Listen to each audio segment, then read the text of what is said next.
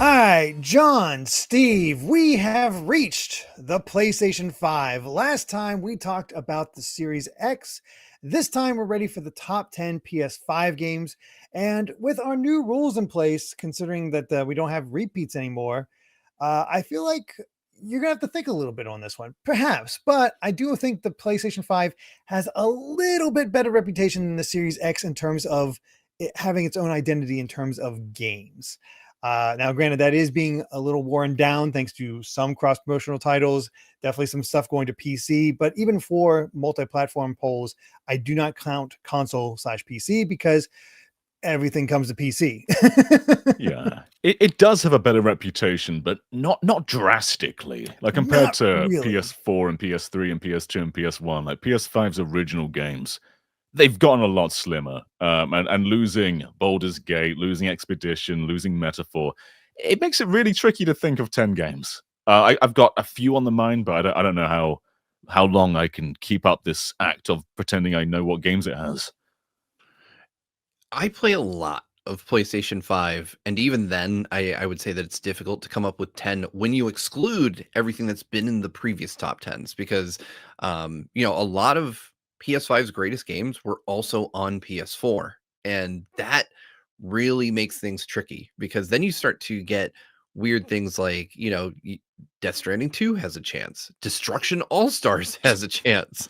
And that is wild to me that we're going to talk about the top 10 games on the latest PlayStation and that uh in particular Destruction All Stars might actually, because there's so few, have an Yeah. opportunity to get on there. It is Sony's driest generation so far.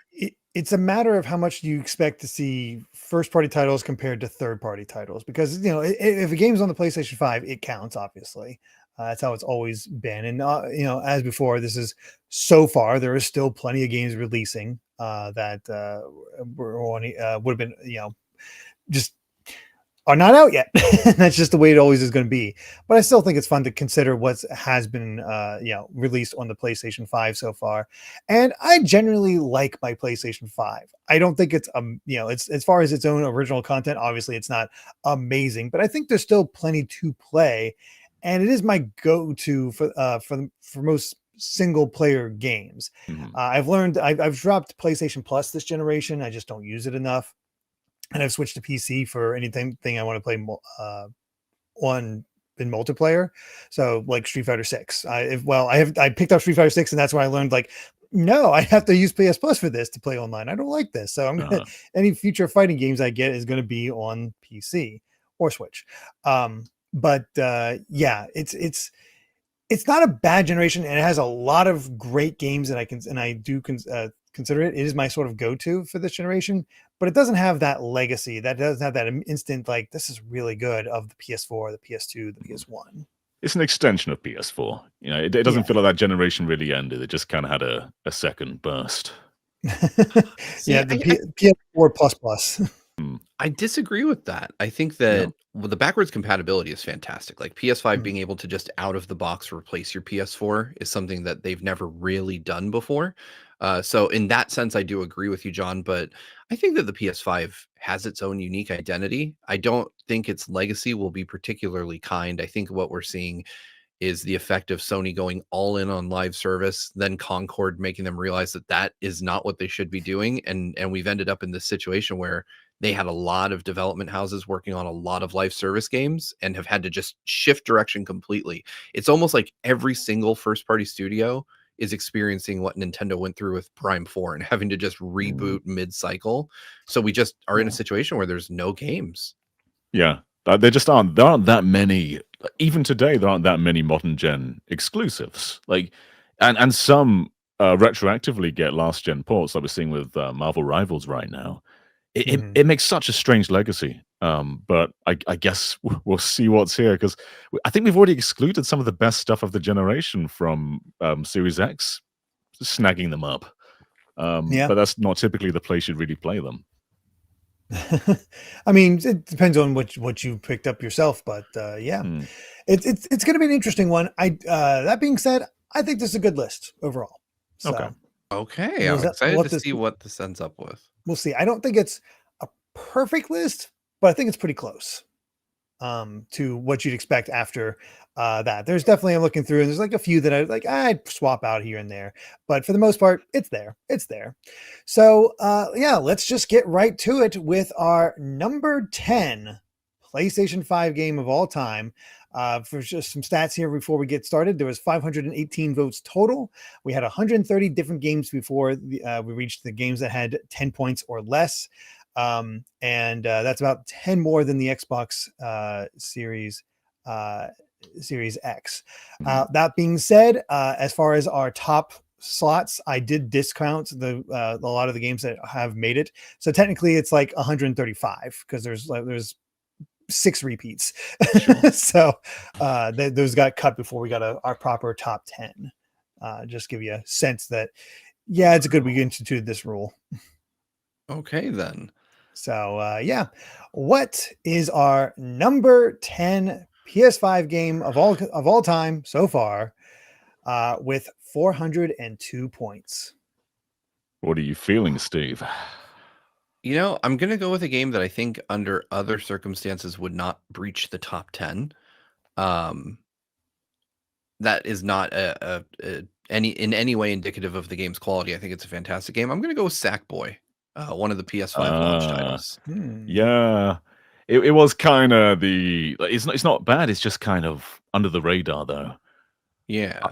I'll go with a game that I think should be in like the top 5, but I don't think it has the reputation in our audience to get there. I'll say Returnal, but I think that's one of the best games on the system. But I'll put it on Returnal's number 10. fantastic. I agree with you. That should be a top 5 game. I don't think it will be, but Returnal would deserve it. All right, we got Sackboy and Returnal at number 10. John, no fooling, you got it right. Returnal. Oh, what? That's usually awesome. This guy just ends up trolling me the entire time. I do. I was like, I can't troll you. You stupid. Just got it right. It is Returnal. Fantastic game, though. This is just such a original game. Like, you don't see that many roguelikes go for sort of AAA quality, over-the-shoulder third person.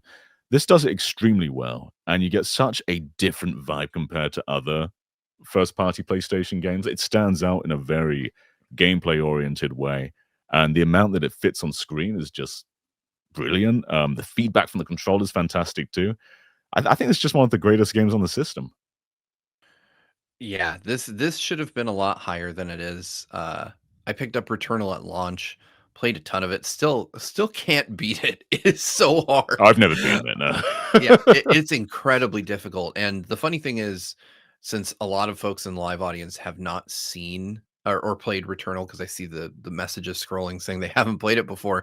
If you watched the state of play and you saw Saros, it's like the exact same gameplay. So really, if you want to get ready for that game, you should play Returnal. And the story in Returnal, from what I've experienced, is super dark and really weird. It's great. Like I can't recommend it enough. I remember at one point I was going through the first area of the game and I just saw like a house, like a normal house, and I was like, oh, I don't want to go in there, man. When you eventually do get to go in there, yeah, you don't want to go in there. Just don't do it. Like, there's a lot of unsettling imagery in there, and I have my own theory, like a pet theory about how it's going to end up, but one of these days I'll get good enough to beat it and find out. But I've heard some stuff, and it only gets harder as you go through. But Housemarque are masters of this type of gameplay. Returnal is one of those that I wanted to get to eventually, but it was like I had this game here, this game here, this game here that I just like, I should probably play this before I pick up Returnal, because who knows when I'm gonna have time to play Returnal. And hey, I haven't even had time to play those other games I was listing before Returnal, so I just never got to it, even though it's always looked intriguing. I'm want to see like, oh, how difficult we talking, and see what we're in for here. It has a unique protagonist. I'm curious where the story's going with its looping gameplay. How do you handle that in a post Hades world at the time? Now that we have Hades 2, but it seemed like it was doing some interesting things, and I feel like, and I don't know what to think about Soros yet, but I'll probably pick up Returnal before that, because I think Returnal's often pretty cheap, right? It gets Like pretty 20 cheap bucks. these days. It gets Yeah, pretty yeah. cheap, and it's on Steam now, so you can True. find Oh, it yeah. even cheaper there. And I would recommend, Derek, if you're not a PS Plus player, to get it on Steam because there are online elements that add something significant to the game. Oh, okay. I did not realize that. So have to keep that one in mind. How is the PC port? My understanding is that it didn't launch the best, and that it's currently pretty good. And Okay. that seems to be a pattern with Sony. Like Yeah. they'll Mhm. launch a game on PC, it is terrible for the first like couple weeks, and then Nixie slowly patches it up until it's great. So, I mean, I've got almost every first party PlayStation PC release on Steam Deck, and that's how I play them because Sony won't give us a PSP, so I play it there, and I would say they become rock solid ports over time. Mhm. Nice. But yeah, I was happy to see this make it. Honestly, this is like this nice little. It's a game that probably wouldn't have made it if not for the repeat rule, but nice to see it pop on here, despite because of that. Yeah. So yeah, Returnal at number 10. But let's move on to our number 9 PS5 game of all time so far, beating out Returnal by 24 points. Okay. Boy, I'll say Final Fantasy 16 at this point. All right. ooh, that's a good one. I wasn't even thinking third party. Final Fantasy 16, and I'm going to assume 7 remake and 7 Rebirth couldn't. Did Rebirth Rebirth make the hasn't made it, Xbox but yeah, list? Remake was on PS4, I believe. Remake made Okay, the PS4 list. Rebirth was not on the Series X list. there's no way Rebirth is low enough to be only 9. I can't imagine that that if it beat Returnal, it only did so by 24 points. That would Yeah. be wild. I'm gonna go with an out there pick. Gran Turismo. I think it's what, Mm. 7 on the Yeah, PS5. 7. Mm. Mhm. All right. So Gran Turismo 7 and Final Fantasy 16. All right. At number 9, I got no way to troll you guys. It is neither of those. Instead, I'm trying to think of ways of like I can fake you out, but no, I got nothing. At number 9, the Demon Souls remake. Oh, that would Oh, have been it didn't make it on PS3. Yeah. It did not make it on PS3, so the remake makes it here on the PS5. And yeah, I mean that it was the game a lot of people were talking about at launch. It is Yeah. a Yeah. very much is like sort of like one of the big games of the PS5 launch.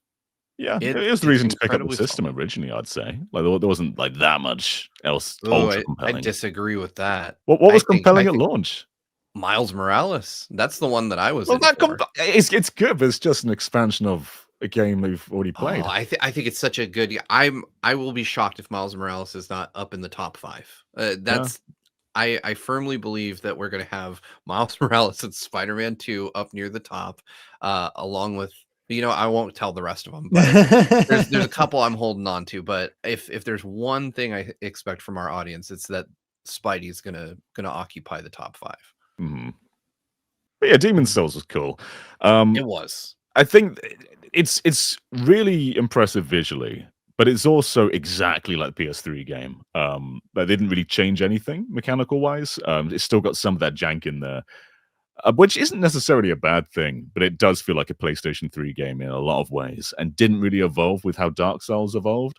So a lot of just the mechanical improvements that Dark Souls 1 and 3 and Bloodborne had aren't here. But I still think it's just brilliant from an audio visual perspective there. Yeah, I think Bluepoint did a great job with it. I think what we're seeing here, though, is the fact that in the years since Demon Souls came out on PS3, the subsequent games made the series that much more popular. And Demon Souls coming kind of hot on the heel. It came out after Elden Ring, right? Or It was No, before this is Elden Ring. before Elden Ring. no, it was Yeah. before. You're right. Yeah. But still, Souls games were infinitely more popular when the PS5 launched than they were back in the PS3 days. So a lot of people picked this up knowing that they like Souls games now and had never probably played the PS3 original. I know that was the case for me. Having played Demon Souls, I was like, oh, I kind of like these games now. I've played a few of these. And then Elden Ring kind of cemented that this is a genre that I mess with now. Mm. Mhm. But Demon Souls is fantastic just as a base game. I think it does something that Elden Ring does very well, which is if you get stuck, you can just go somewhere else, kind of like Mega Man style. Because the Nexus just lets you go to like 4 Not different unless you get worlds. stubborn like me, John. Or you just stick at it. Yeah. Well, so one of my things about it took me a few tries. This is for the original PS3 version. I've yet to play the remake, but the for the PS3 version, it took me about 3 or 4 tries of reattempting to finally click with Demon Souls. Felt really satisfying. Getting through the castle, running past the dragon, taking on the giant guy with the shield, then doing the next stage where you're in the caves and fighting the giant spider boss at the end. Yeah. Really good. Really just like, oh, this is clicking with me. I'm really digging this. This is a lot of fun. Then I get to the next stage where it's like the mining area. Yeah. And I go down I make a mistake. I fall off a cliff. I die, and I have to go back down a mine shaft. There was an elevator. The elevator didn't return. There's no way to get it return as far as I could discover. So I couldn't get back down to my body. And I kind of tried like drop down the mine shaft to the various wood out. Yeah, there is a part you can shimmy and drop down at, but it's risky. Yeah. So I was trying to do that. Fell, died, lost all my souls. Kept trying, kept dying. Screw this. I left. Never tried any of the other ones. I'm like, I'm done. Yeah. There is an easy mode to Demon Souls, I'd say. Like if you go for the magic route, then you're going to take down everything really easily. If you go for melee, that's going to be a lot harder. But also you can just I think there's a difficulty route to the levels too. Like you start 1-1, 1-2, and then just go to like 2-1 and like go in and out of these levels to make it a bit easier for yourself so you get stronger to take down the harder ones. Which is quite clever. And I think it still stands out fantastically well. It's different from Dark Souls because of that approach, and just makes it very valuable. Yeah, it's something I do want to return to at some point because I'm like I can't let this game conquer me. I was in the groove. I had it, and I wasn't even doing a magic build. I was doing the archer build. Yeah, so. Yeah. Archer's quite tough in Demon Souls, I'd say as well. Yeah, I just like the fact that I had long range options as well. So it's like, okay, we can get him closer, fight far away, and worked out eventually. But I have the remake. I've not played it actively yet, but I will get to it. So yeah, Demon Souls remake at number 9. So before we get to number 8, we have some housekeeping to do because what was going to be number 8, or I guess number 9. Depending on what was going to be number 9, but we made a decision last time, and I made a point of this. What do we do about Sonic Cross Shadow Generations if it makes the top 10? Well, guess what? Sonic Cross Shadow Generations made the top 10 of the PS5, beating out the Demon Souls remake by 1 point. However, we ultimately decided last time to just combine it with Sonic Generations. Yeah. So Sonic Generations on the list will now be Sonic Cross Shadow Generations, because they're the same game. More Sonic with more of the Shadow playthrough campaign put on there. So that's how it is on there. So it's technically not a one that we've had before, but technically is. So there you go. So Sonic X Shadow Generations is now on the consideration for best game of all time. But let's get to our actual number 8 here, which beat out Demon Souls by 52 points. Okay. John, Steve, what do you think it is? What are you feeling? 52 points. Like at this point, I'm trying to consider. I mean, obviously, there were a lot of games that would have made the cut, but didn't because they made other lists. And so I'm kind of playing this weird game of like, a game that is less than I think would normally be here, but still deserves a place. And I'm also trying to balance out what our audience would choose, because I think that a lot of times what I would choose is not necessarily the same as what the larger group would choose. This is going to be a weird one because the other games I have in mind I imagine they'll be way higher. I'm going to go with Stellar Blade. Okay. Because I know that there was a lot, and I know our audience didn't buy into the bad faith narratives around that game, but I still think there's a chance it's in the top 10. Yeah, I had a feeling that would be here somewhere. I was going between Stellar Blade and Horizon Forbidden West, so I'll go with the latter. Ooh, Forbidden West is a good call too. Divide and conquer. All right.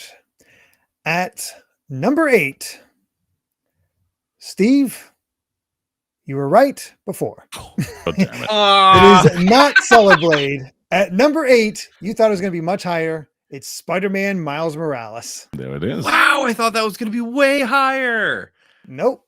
Miles Morales. I'm Morales at happy number to 8. see you, and I'm sad you're so low. It's such an excellent, like, I mean, this is kind of the thing I've been wanting from Sony's AAA game dev, like smaller experiences that don't take as long to digest or to develop. I think Miles Morales is a great example of what you can do when you let a team make something a bit more compact. It is 10 hours that is lovely front to back. I've played through it 3 times. I adore Miles Morales. It's technically a Christmas game. So hang up It the is. tree, put on Miles Morales, swing around the snowy New York. I liked it a lot too. I thought the Miles's themes of like a tighter family is a bit more compelling than Peter at times. And in Spider-Man 2, Miles got sidelined a lot. So it's nice that he just gets to have a game that is entirely his focus. The villain's great too. My complaints are very nitpicky. That there's a lot of missions where like, hey Miles, electrocute these electrical things. That's a lot of his puzzles. Just hey, punch this, punch that, and make it electrical. I could have done without a few of those, but the core of it's really good though. Yeah. I mean, it's fair. I hold your shock. I've yet to play Miles Morales. It's on here. It's on the list. I just haven't gotten to it. It was just one of those things where I was waiting for Spider-Man 2, and then I never picked up Spider-Man 2, and I'm getting there. I love Spider-Man 1. I don't know why I'm holding off on these, but I do plan to get to it. I just like the idea that we have a smaller game. We want to reuse our assets, but not make it look exactly the same. Let it snow. Yeah. Let it snow, because Miles Morales did that and Arkham Origins did that. And it works. I like Arkham Origins, despite that it really not getting talked about that much. I think Arkham Origins is kind of an underrated great. Yeah. But Miles Morales, I've heard nothing but good things. I heard there's a lot of details, a lot of focus on the family. I don't really know much about the villain, but I like that Miles was given a little bit more focus in the original Spider-Man. So to be able to actually play as him in this seems fun, especially with his different movesets. So see how that goes. I'm honestly a little sad to hear that doesn't get much of a focus in Spider-Man 2. Yeah, we'll talk about this soon, won't we? Yeah, I'm sure Spider-Man 2 is coming up.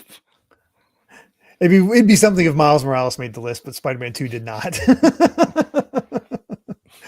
But yeah, it's a nice bite-sized game to make it. I honestly wasn't sure if Miles Morales would make the list. I was unsure about that one. I'm glad it did. It deserves it. Yeah. I think if we had all the stuff that's already made it on Series X, it probably wouldn't. And it's a good game. I think just the impact of it, because it's built off Spider-Man, the original Spider-Man, it does just feel like more of it. But that doesn't mean it's necessarily bad. It's just it's more of that game. But Miles does bring his own flavor to it, and it is definitely, if you got a PS5, it's one of the games you should play. Yeah, it reminds me a bit of a better put together, bigger version of when Naughty Dog did the same thing with Quest for Booty.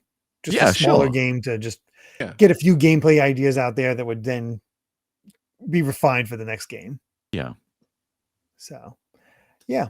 Spider-Man Miles Morales at number 8.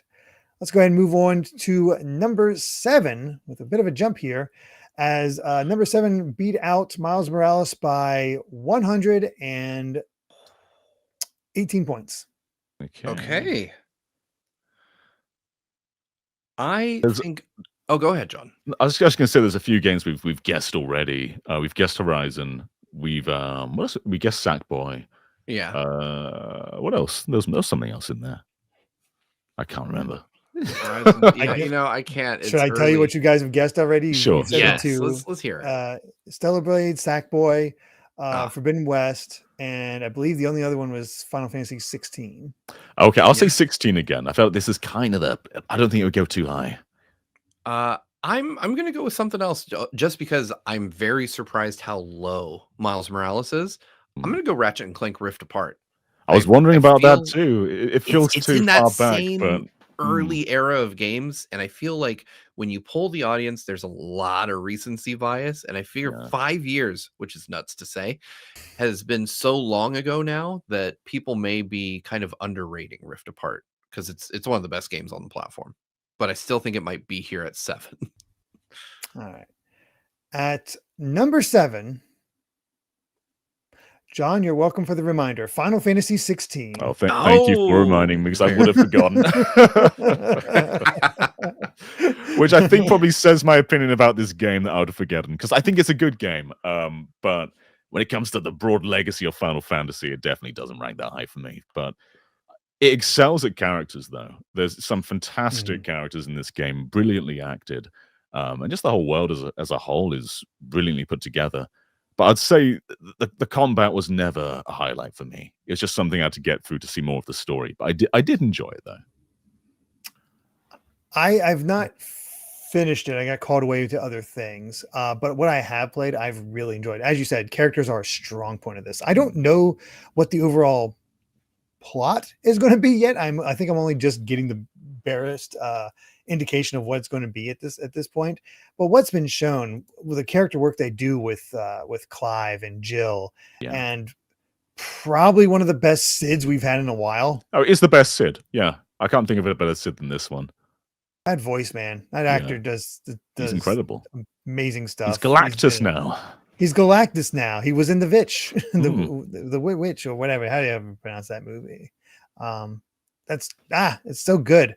And, you know, as we can definitively say at this point, a star-making turn by Ben Starr. Yeah. I'm with you, Derek. But I didn't get pulled away. I just did not get sucked into Final Fantasy 16. I played it. I want to get back to this game so badly. I want to play it. I think it's just for me, I will always be like a Final Fantasy 7 kid, and any Final Fantasy that's closer to that, then, you know, it's going to pull me in more. And I just didn't love the setting. I'm not going to say I didn't love the characters, but I played it for about an hour or two, and it did not get its hooks in me whatsoever. And so I just never felt compelled to pick it back up. But I keep hearing that it's a great game if you give it more time. And man, there's so many good games that I'm like, if you don't grab me in the first couple of hours, I've got a million other games that can probably. Yeah, I think it's great depending on how you view it. I think as a narrative, as a story, it's really good. As I don't want to say as a game, as the gameplay aspect, I think it's pretty weak. Which is the case of a few recent Final Fantasies. Soul action focused. And the expanded abilities there, that changes the entire vibe. It is much more of an action game by that point. And, you know, Final Fantasy is trying to find its identity while staying Final Fantasy. Yeah. And that's been proven to be tough over the years. You know, as point has been pointed out, there's not a ton of exploration or anything like that. It's a very linear game in that sense, but I don't care. I don't mind linear Final Fantasies. That's not a big thing for me. I think it's people trying to figure out like what you want to do. I think that's why also there's people point to Clair Obscur a lot. It was like Square's trying to like, what do we do with Final Fantasy? We can't, turn-based combat isn't interesting. And then you got Clair Obscur over here being, you know, it's exactly setting a tone that it's not that indifferent from Final Fantasy 16, still injecting humor into it, and having a turn-based battle system that's active and exciting. So I think that's why a conversation has been built up around that. But I still think 16 does well on its own merits. It's just maybe not top tier Final Fantasy, but firmly upper mid, I'd say, from the little bit I've played. Yeah, it's better than 15. yeah. Man, better than 15 was better an than interesting 13. ride. I need to play more 12, but I think it has its place. Yeah, there was a time where we had like a killer genre-defining Final Fantasy like every year or two, and now you've got to wait 5 years between the main installments, and it's a big gamble about whether you're even going to like it. So every time a Final Fantasy comes along, it's a huge moment, and then it's just it's a coin flip whether it's going to land with you. Some people like 16. I wish someone on the panel was like really passionate about it, but yeah, this didn't really land with me. That's fair. That's fair. Yeah. I do want to get back to it and have a more fully formed opinion, but it clicked with me in the beginning. It's like it's weird at first because it's like, let's go for that R-rated Final Fantasy that has some Game of Thrones sense to it. That's definitely a little odd at first, but once you get the hang of that, it's like, oh, sure, why not?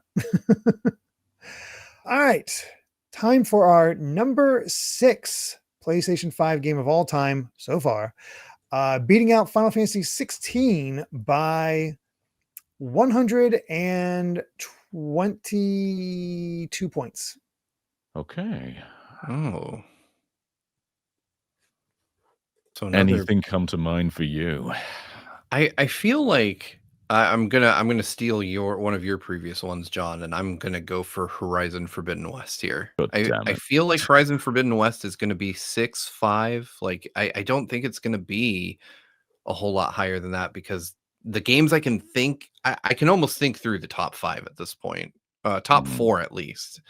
And they're going to be very samey games in my opinion. So Yeah. I feel like if Horizon's on the list, and I feel like there's almost no way it isn't, that it has to be right around this range.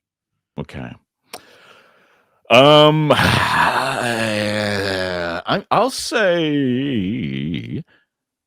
say an adjacent game because, like Forbidden West, it was a cross-platform PS4 game. I'll go with God of War Ragnarok. That was the other one on my mind as well. So I think it has to be one of those two. All right. At number 6. Natalie in the chat, you are correct. Astro's Playroom. I actually thought this would be number 2 and Astrobot would be number 1. I legit, when I said I could think through the top 4, Astro's Playroom and Astrobot were on that list. Yeah.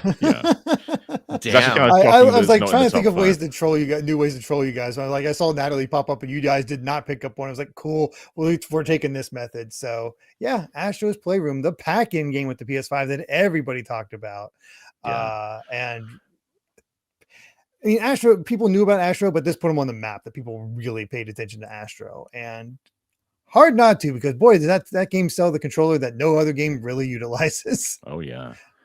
I mean, it was also kind of like a welcome tour game because it's exploring the hardware of the PS5 and taking you through every part of its architecture.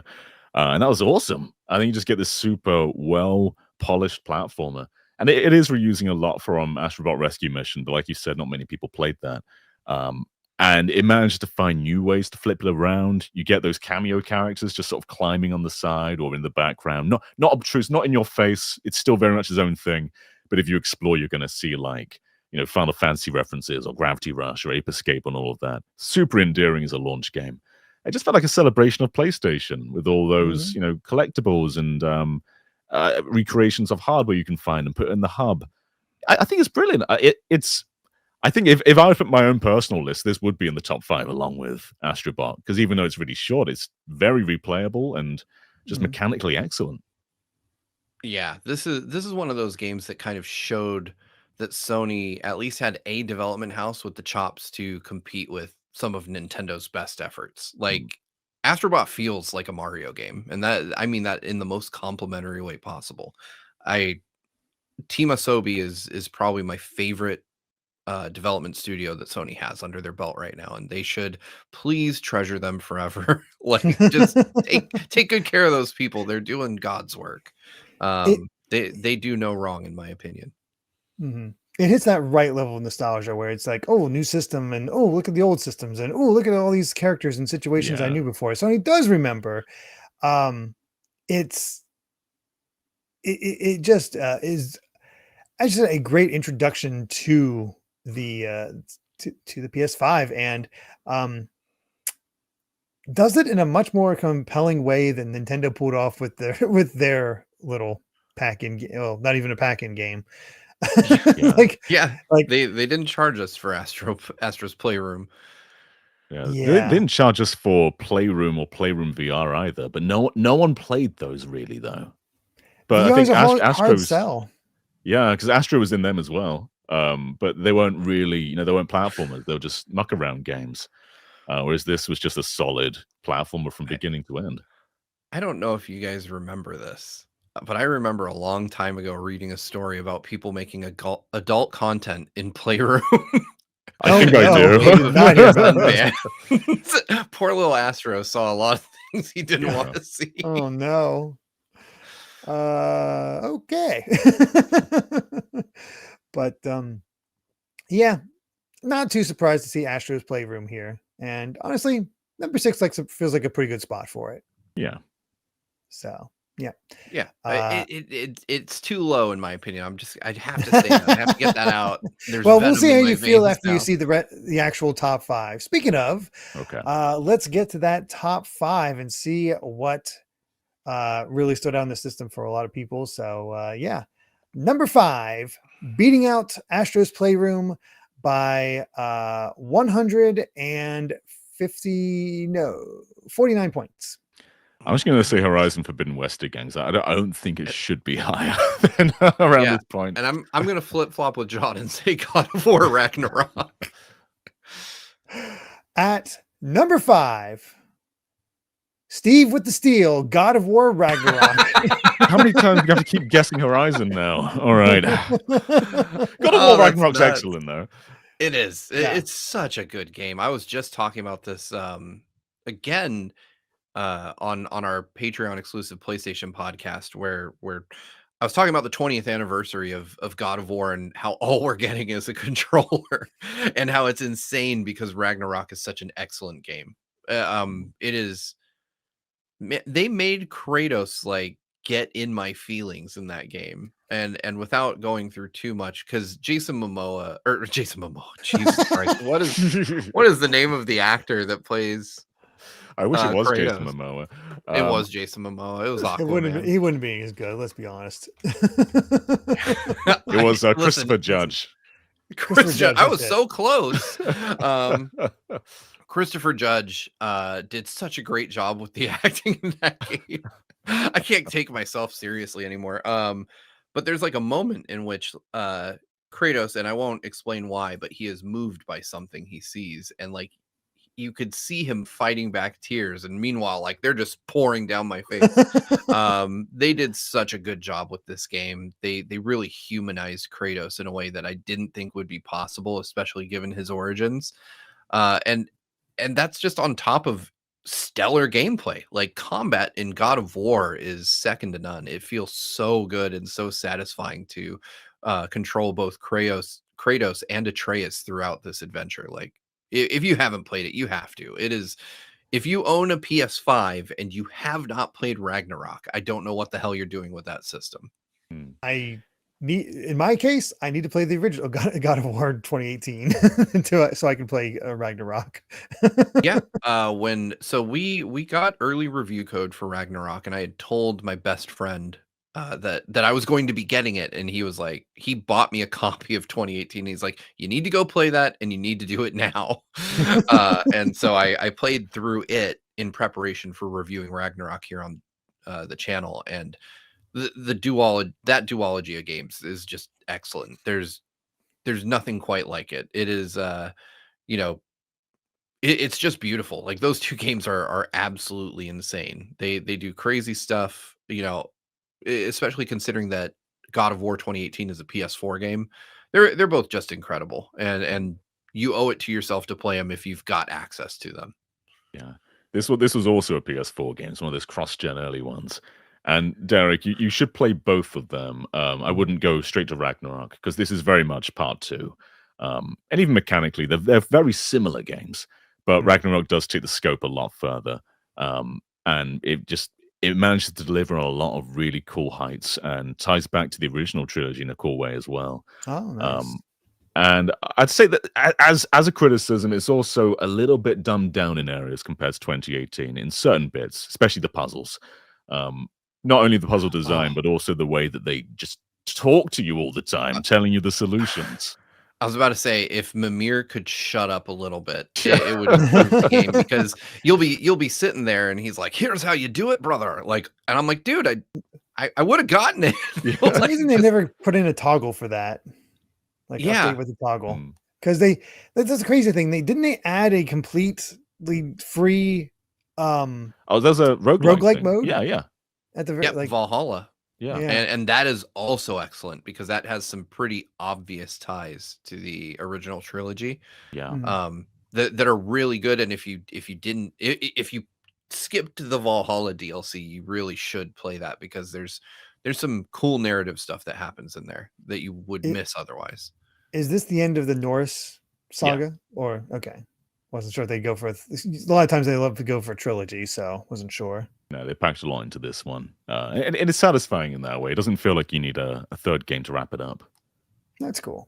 Yeah, it's one I want to get to. I mean, I at this point I've played every God of War game except for Ascension and the modern God of War games. So I played a little bit of the 2018, but didn't beat them. Well, you'll benefit the most that way, I feel, because it's a cool turn on that formula. Yeah, so want to get to it. I know I get ragged on a lot for not playing a lot of these games, and I understand, but I will. It's there. Yeah. But yeah, God of War Ragnarok at number 5. Let's move on to our number 4 PS5 game of all time so far, beating out Ragnarok by 123 points. Ooh. All right. I don't want to say Horizon again. I feel like it is, because if it's higher than this, I think some strangling has to be done. But I'll say Street Fighter 6 at this point. If that hasn't appeared yet, has it? No, Street Fighter 6 has not appeared. Street Fighter 6 then. Street Fighter 6 is an interesting choice. I'm gonna hold it down for you, John, and go with Horizon. Just because I feel like it has to be on this list, but I agree that this is its absolute last chance. All right. At number 4, it is not Street Fighter, and it is not Horizon. At number 4, it is Ratchet and Clank Rift Apart. Oh, damn it! This is a good space for it. Yeah. I'm proud of you, audience. I just am sad that I didn't think about it. Yeah, Ratchet and Clank Rift Apart, man. What can I say about this game? We've all played this. It is incredible. Like, it deserves to be where it is. Yeah. Just a beautiful game. Really showed off what the PS5 was capable of early on. Every world is varied. Weapons are fun and interesting. This was the first Ratchet and Clank that I played all the way through. Well, it's really refreshing too, because with PS2 we had, was it 4 Ratchets, and then PS3 I think was that 4 as well, 5 maybe. PS3 he was all over the place because you had the 2 main games. You had Quest for Booty, then you had a bunch of spin-offs like All for One and so Full Frontal Assault and all that stuff. And then PS4 only had the remake / movie tie-in. And it was very much a movie tie-in because the quality reverted back. It wasn't as ambitious, anywhere near as ambitious. It's like a crack in time. It was just kind of very vanilla. And so to have Ratchet be this thing that came every couple of years to being a one generational title that wasn't even that great, it just felt nice to have a top tier Ratchet again. And it's excellent. I think A Crack in Time's still a little bit further ahead, but not by that much. And as always, Ratchet is just pushing what the system can do technically. Looks stunning, and Insomniac have definitely been like the most ambitious studio this entire era, just putting out game across multiple different franchises. They're probably the most valuable studio PlayStation have right now. Seriously, I mean, with Wolverine, whenever Wolverine comes out next year, that'll be their 4th game for the system, and nobody else has pulled that off. That's for sure. Ratchet, I love Rift Apart. I actually think I'd put it above Crack in Time. I love Crack in Time for a lot of reasons, but I think Rift Apart kind of takes what it does and does it just a little bit better. It doesn't have that open world sense that it does, so you can travel the galaxy, but that doesn't really add a ton to Crack in Time. And it really is a showcase of what the PS5 could do in terms of the having the SSD in there, because to be able to just bam, you're on this planet, bam, you're on this section, and just swapping back without any loading was so impressive at the time. It really was one of those showcase games that just really makes it stand out. Plus, you have a nice personal story with some new characters that you instantly fall in love with. There's a fantastic, at this point, Dr. Nefarious has been a bit flanderized, but they find a way to make him still compelling in this, thanks to the riffs and everything else involved with it. And fingers crossed, we'll finally get the take care of that whole lost Lombax stuff that they've been teasing since the PS3 era. It's been so long. And Sega shamelessly ripped this game off with the Ratchet and Clank Rift Apart clone Sonic Racing Cross Worlds. What were they thinking? I know. It's shame. But yeah, I love this game. Great selection of weapons, some fantastic levels, just a damn good time. And this is still up there as one of my favorite PS5 games. Mm-hmm. Yeah, absolutely. But I'm an unabashed Crash and Clank fan, so this is always going to appeal to me. But yeah, there we go. Rift Apart at number 4. So let's go ahead and get to our top 3. See if you guys can narrow it down to what these will be. And number 3 beat out Ratchet by 174 points. So I think we're free of Horizon because this seems like FF7 Rebirth, Astro, and Spidey too. Spidey, yeah. I'm gonna say this has to be Rebirth. I think you're right. Yeah, I feel like it's gonna go. I think I know how this is gonna go. I think it's gonna be Rebirth, Spidey, Astro. I think the exact same. So I'll say Spider-Man. There we go. We're covering our bases. We're covering our bases. All right. At number 3, Steve, you don't know exactly how this is going to go because at number 3, it's Spider-Man 2. I would have gone with what Steve said. Spider-Man 2 was really well received when it came out, and it's still well received. But its legacy has started to dwindle a bit, I think, as people have reflected on both games. Because Spider-Man 1 had probably one of the best Spider-Man stories ever told in such a cohesive way. And it gave us that New York world, which Spider-Man 2 reuses. And it's got a little bit of that diminishing returns there. And I think the more you sit on Spider-Man 2's story, the more problems you kind of have with it. However, it is still a great game. There's still really good moments in there. The story does have really good parts. And having those two Spideys as well, I think they could have done more to make them intermingle and justify them both being there. But it is nice switching between the two and having those different styles. But I'll let Steve speak there. Yeah, I mean, I'm a huge Spider-Man and PlayStation fan. Spider-Man 2 kind of scratched an itch at the time. But I agree with John, as somebody who's a huge comic book Spider-Man fan. There were some issues I had with this game. For instance, the biggest one, and it threw me off really early, was that Insomniac's Venom is impervious to fire. And that is one of only 2 weaknesses this guy has in the comics. And they introduce it by having him crawl into a superheated reactor. And I'm like, Venom would die. So that really bugged me. There were bigger issues with the story in places as well. But all in all, it's more Spider-Man, and that's a great thing. It's the best looking Spider-Man game. We got the symbiote. At least it wasn't, Topher Grace in a fighting mildly evil Peter Parker. It does it better than the Raimi film did, and I'm happy for that. But I think that there's just enough to it. Like John said earlier, Miles was a bit underutilized in that game. I think there could have been some better moments between Peter and Miles that they built up in the game. The MJ gameplay was much better this time around because they gave her a gun. She was a bit more useful. There's a moment with MJ. I think that ultimately my issue with the game comes down to story-wise is that things go a little further than I think they should have gone. Like it becomes a bigger catastrophe than it needs to be. Like the game is bookended by catastrophes that utterly destroy New York. And I feel like you didn't have to go quite that far with it. They also set up a DLC that we never got and are never going to get. So there's a bit there that, you could complain about. But I think at the end of the day, it's still, at least for me, a 10 out of 10 game.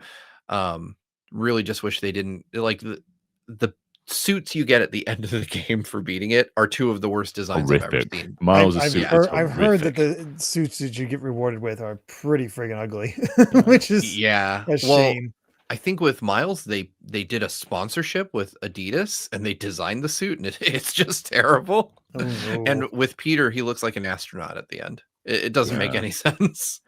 I Oh think no. a lot of stuff this generation, I feel like, could have been done on previous consoles, and much of it is. But this is like one game where a lot of the mechanical additions are based on the hardware. So, Yep. like Steve was saying, the beginning and ending are bookended by catastrophe events, and I feel like that's done to show how flexible they can adjust the world. We saw that a little bit with Miles Morales, with how snowy it got. But like with the beginning, you get that big Sandman battle, and it does feel like a hardware showcase. And the speed you can zip around the city, like when you like put one web on one wall, another web, you just elasticate yourself. That feels like a cool use of the hardware, and there's plenty of stuff like that. I think some of it to an extent undermines Spider-Man a little bit with the web wings, which I know web wings have been a long-standing Spider-Man comic thing since the beginning. But I think when I think Spider-Man, I think swinging around and leaning on gliding, especially with how much it emphasizes it, did make the traversal a little bit less interesting to me. But there's lots of other cool things you can do, like swinging yourself around and getting huge velocity and just releasing. There's goods and bads to the hardware additions in there, but it is probably, if you look to get a showcase of PS5 and what it can do, this probably is the game. Mhm. Yeah, I don't, obviously I haven't played it yet since I haven't played Miles. I'm intrigued by it. Always like a good Venom storyline. Though I will say Venom kind of overtakes everything whenever Venom's in whatever media, because nobody talks about Craven in this. It's always Venom. But Craven just he's definitely Yeah. undermined a bunch. Craven's moment ends abruptly. oh no. Yeah. But I will say the only thing I really know about Venom in this game is who he's voiced by. Fantastic Oh, choice, he's brilliant. Tony Todd. Yeah. Fantastic. That's an amazing choice. Rest in peace, because my God, he would just continue to kill it. I don't know what I don't know the fate of Venom in this game. But yeah, that's either way. It's something I do want to get to. I love Insomniac. All three of Insomniac's PS5 games ended up on the top 10. I'm not surprised. So Yeah, not at all. yeah, there we go. But yeah, let's go ahead and get to our top 2 PlayStation 5 games of all time so far, with number 2 beating out Spider-Man 2 by 296 points. Okay. I think we have to stick with the strategy here. I think this is Rebirth. Yeah, I think this is Rebirth too, but stick with the strategy. I'll say Horizon Forbidden West. No, Astro Boss. All right. At number 2, Final Fantasy VII Rebirth. Yeah, that makes All sense. right. Yeah. This is unsurprising. This game is so friggin' massive. I've had the benefit of very recently being reacquainted with Rebirth, because my wife is playing through it now. Like, so when I'm playing whatever I'm playing, Rebirth is like 4 feet away from me on another TV. And I have to say, like, she got more into it than I did. And I still really, really enjoyed this game. But she's doing every little side quest and every little objective. She's trying to platinum the game. And it's really cool to kind of revisit it. There were so many things in Rebirth that I loved even more than Remake.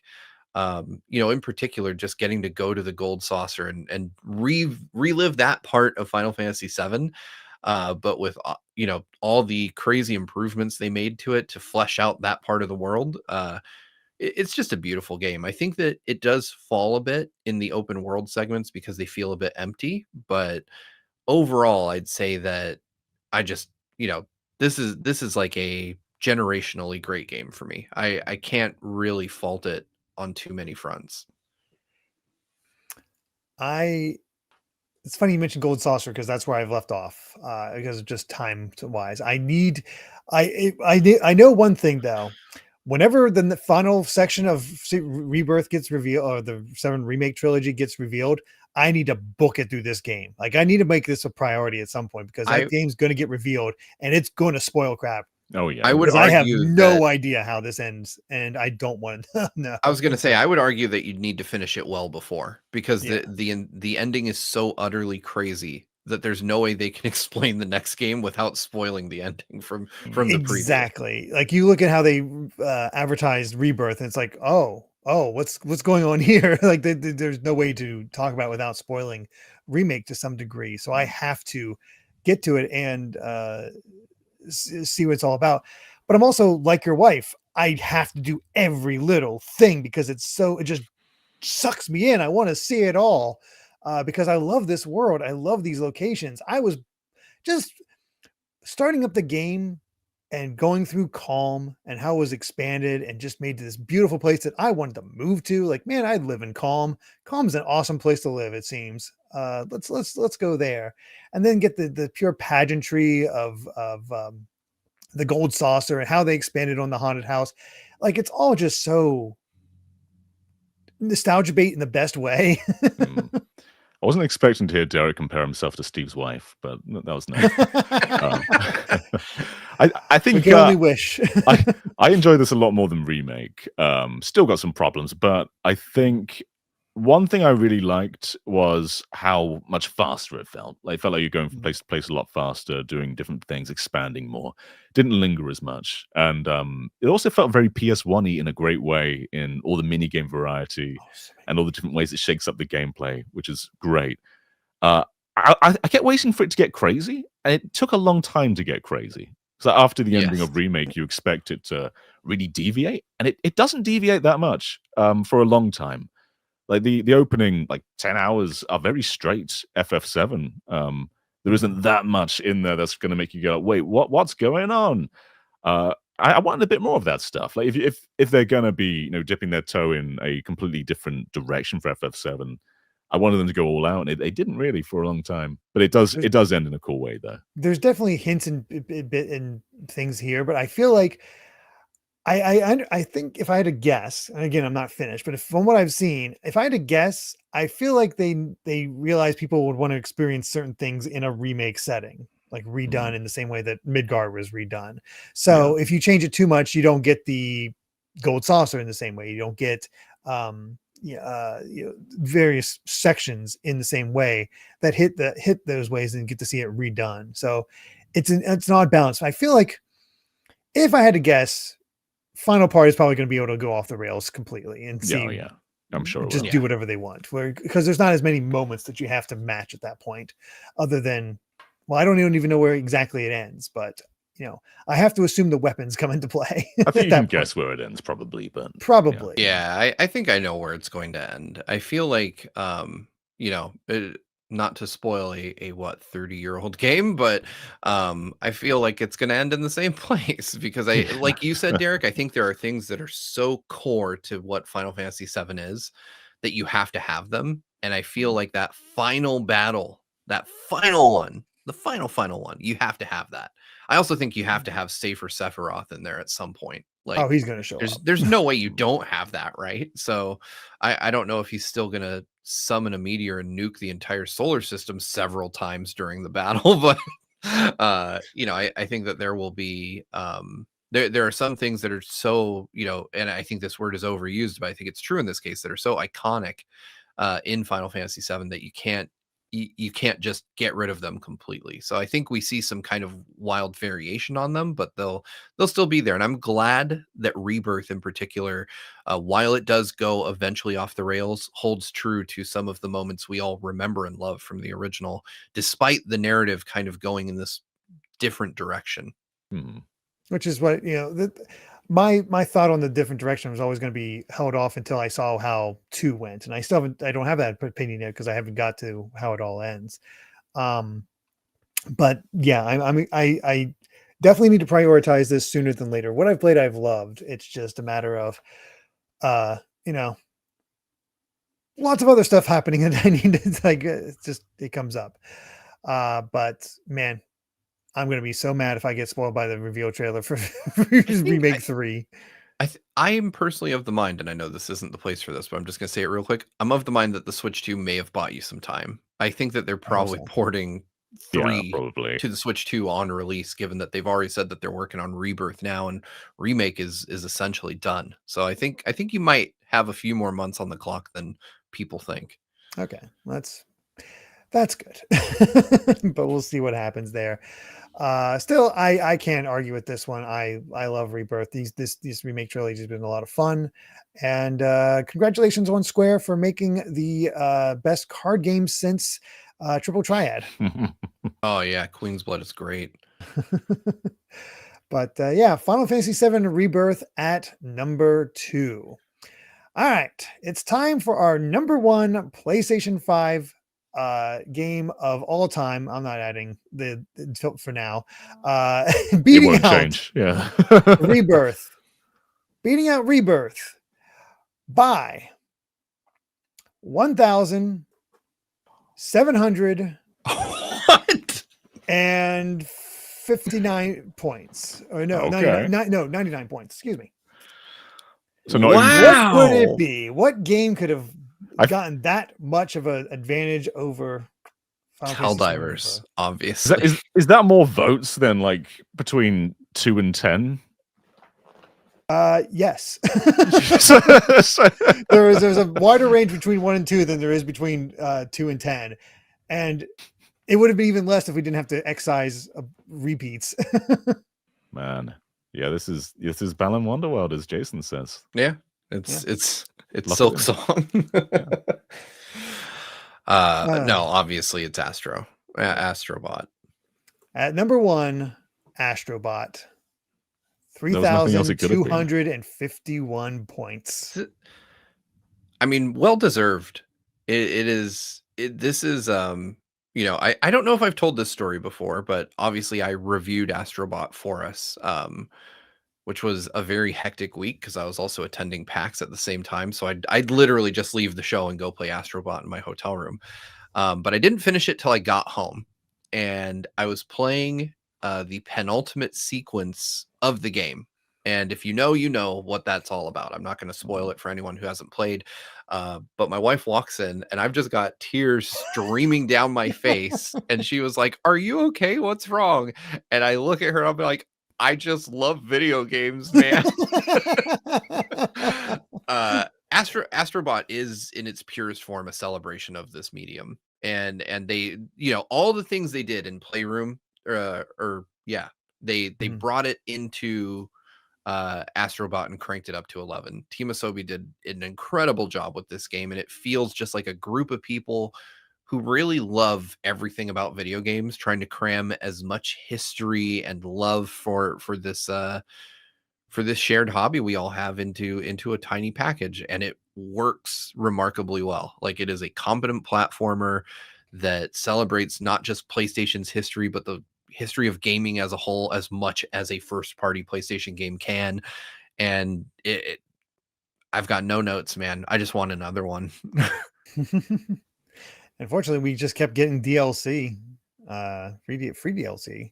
Yeah. This game really does feel special. Like, it could, like, I don't know if an Astrobot sequel can go on the nostalgia bait as hard as this one does. Having it be an expansion of what Playroom did with the scenes that you can stumble across, to have it actually be rewards that you get and like get the items and just celebrate that history really does mean a lot for if you paid attention. And they hit so many different aspects and so many niches. And you know, I'm a longtime PlayStation fan, so that does hit hard. It's like, man, I do love the PlayStation. Why is Sony so stupid sometimes? That's really what it comes down to. And I mean, It's a celebration of Japan's studio a lot of the time, which is weird Yeah. when they killed Japan's studio. that's true. It has a lot of really good ideas. It's so much fun. The themed levels that you get are great. The final boss, tons of fun. It's just a really damn good platformer. Yeah. I love it too. Just to balance it a little bit though, I think it's definitely an adaptation of Rescue Mission. So if you've played Rescue Mission already, a lot of this will not be fresh. Like level themes, most of the soundtrack But actual level themes are identical between the two games, and there's some gimmicks, there's some set pieces that are just ripped from that game, like the giant robot Big Brother that you get on his hand. That's from Rescue Mission. And then just looking at other platformers, like the slow down time mechanic, that's from Crash 4. The shrinking down mechanic, that's from It Takes Two. There's a lot of like Mario mechanics in this. A lot of it doesn't feel fresh necessarily, but it is done very well. It's collected a lot of stuff from across the genre and compiled it into one really solid place. So that isn't a fault as per se. It's more just to say that I didn't feel that freshness with Astrobot, but I did have a really good time playing it. And that's fair. That is absolutely fair. I think the freshness had a lot of people, again, because of the lack of VR for most people, to do that. And the VR still has a heads up with how you move the camera around and interact with Astro, and that. But to translate that to a more traditional platformer and where people reuse actually those play it. ideas is really well done.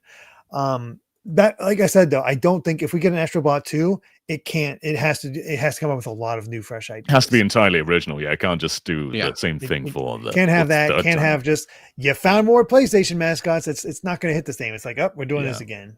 That's not a lever you can pull more than once. Like it feels really good the first time. The second time it would feel a bit disingenuous. Yeah.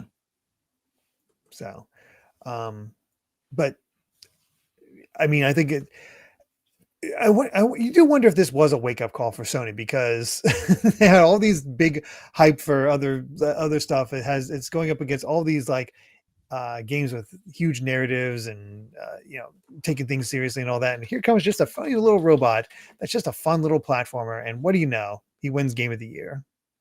Yeah, it'd be interesting what lesson they take, because accolade wise, it did great. Sales wise, as of March 2025, 2 million copies, which I don't know if that speaks to their little money grubbing hands. Yeah, I mean, it depends on the budget. I mean, if they reused a lot of those assets that you talked about, then it might not be as that is true pricey. So there's a good maybe profit ratio, just the same way as horror movies don't cost much to make, but they can make a decent profit off that because they don't need to get high take of from box office or whatever. I don't know. I feel like Astrobot has a chance to grow. Like, it started with 2 million, but its reputation is there, and I think with more PS5s being sold and so forth, that this really could take off in such a way that it just gets bigger with each time. Mm-hmm. I do feel like I remember reading somewhere that Astrobot was produced on a much lower budget than most other games. So the return on that 2 million copies is probably higher than most things that Sony is selling. But I do agree, John, that I worry because we've seen games that, I think to a normal person would qualify as a success. Selling 2 million of anything should be a success, right? It should be a resounding success. But we've seen even Square Enix be like, "Oh, this game only sold 5 million copies. That's not good." And I'm like, I don't know. That sounds amazing, So I agree that it doesn't fill me with confidence, and I hope that Sony at least sees the goodwill for the PlayStation brand that this generated as a positive and a reason to just, I said it before and I'll say it again. Please don't touch Team Asobi. Don't shutter them. Don't do that, man. Like, just leave them alone. I mean, we got loads of free DLC from them for this game, which again is a very un-PlayStation thing to do, right? That's something you expect from Nintendo more than Sony. So Nintendo doesn't even do it that often. Yeah, I was gonna say they've stopped doing it. So it's really this game is great. I agree with John on the whole, assets are reused, but like many people, I didn't play the original Astros because I didn't have the hardware to play them on. I only got a PSVR 1 after I got a PSVR 2.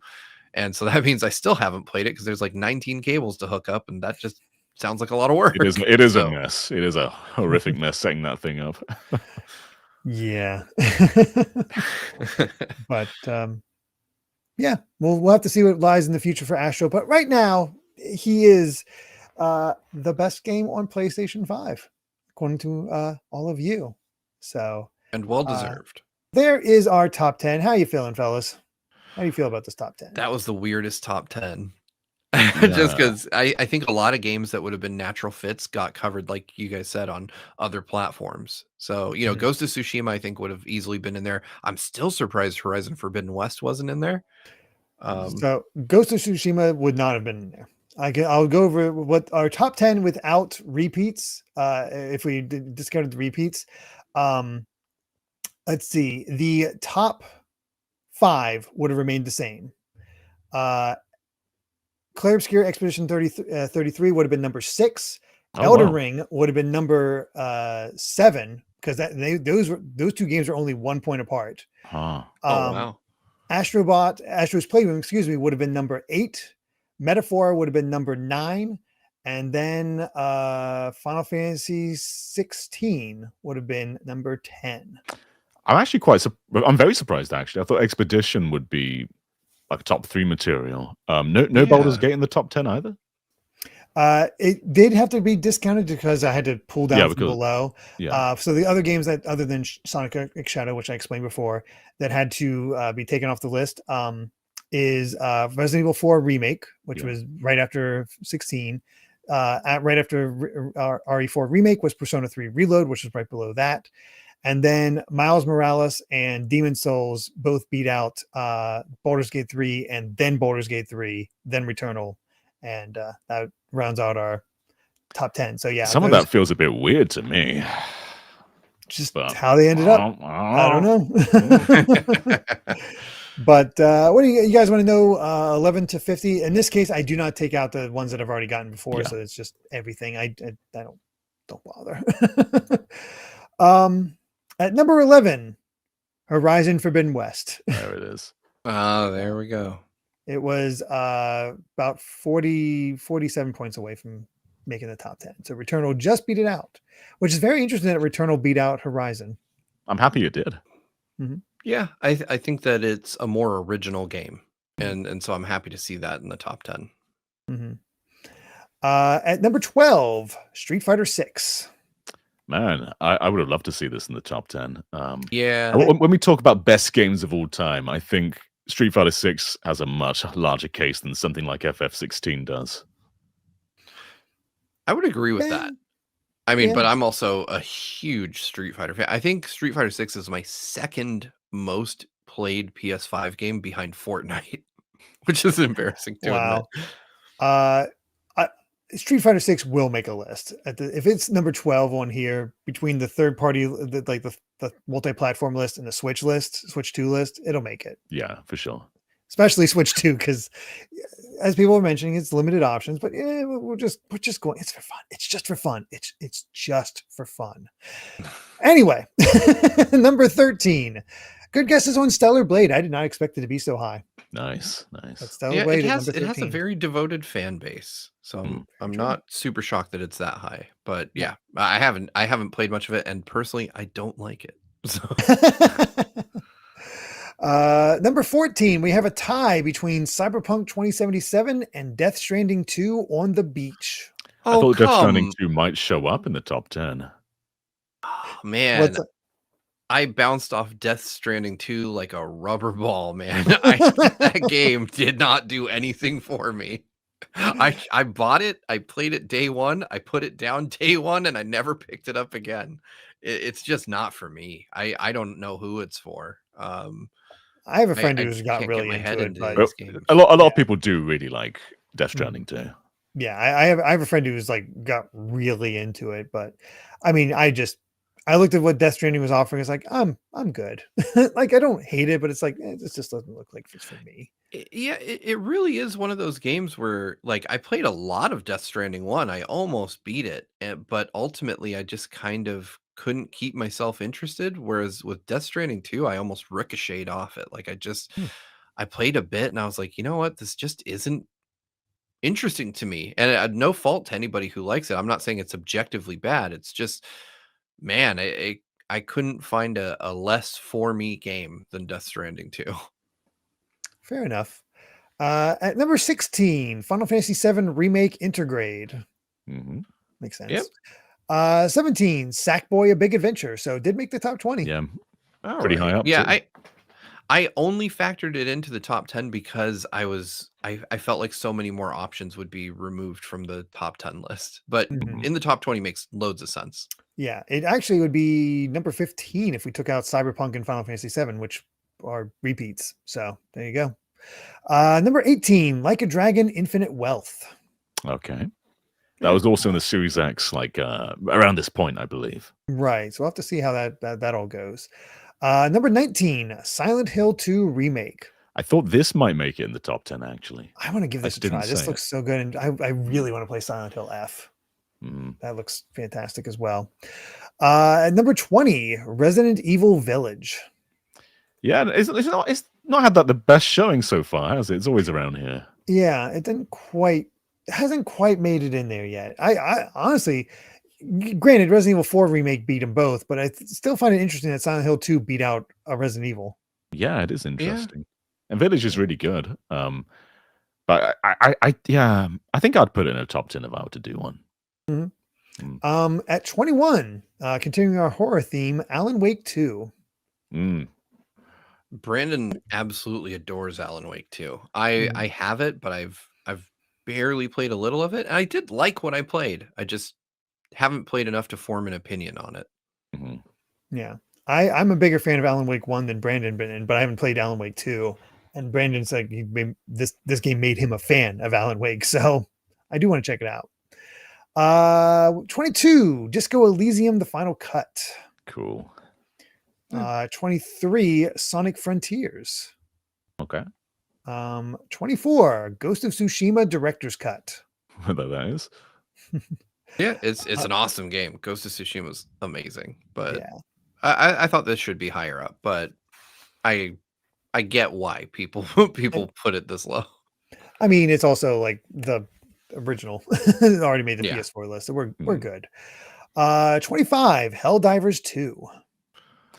It is interesting how the reception of this isn't higher. I feel like if the vote has been closer to when it first came out, I think maybe that's it. Done a little bit better. Helldivers was white hot for a while, and I think had we done this within 6 months of that game coming out, it would have been number 1.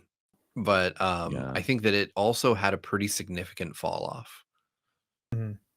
That's a dedicated fan base, but it's sort of it's leveled out now at this point, which is fine. At 26, Stray. Okay. Plays that cat. 27, Gran Turismo 7.